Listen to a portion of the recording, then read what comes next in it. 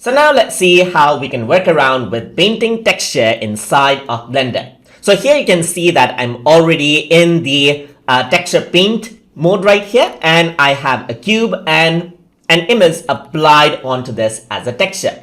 If you do not know how to apply an image yet, you might want to view my previous lesson first.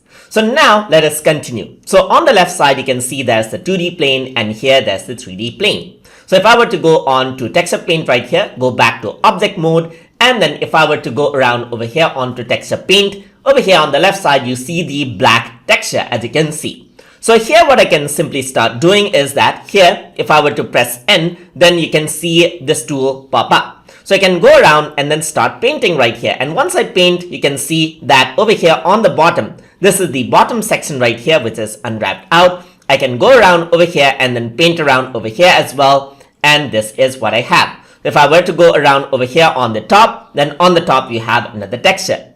Similarly, you can go around over here, and then if I were to drag this around, this is what happens. So now what I'm actually doing is that I'm painting on the unwrapped areas right here.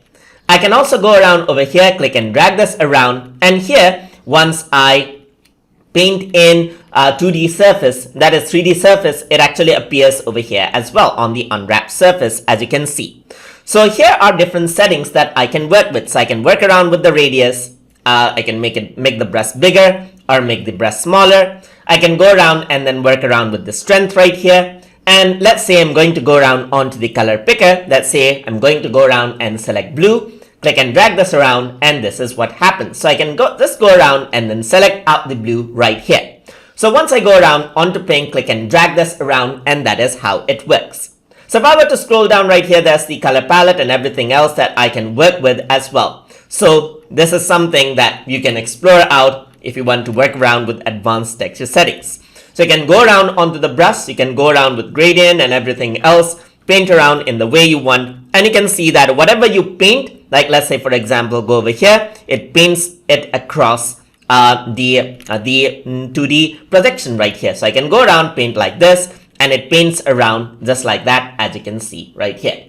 And that is how you can work around with the texture painting inside of Blender. So hope you guys learned something as always. And as always, please like, comment, share, and subscribe.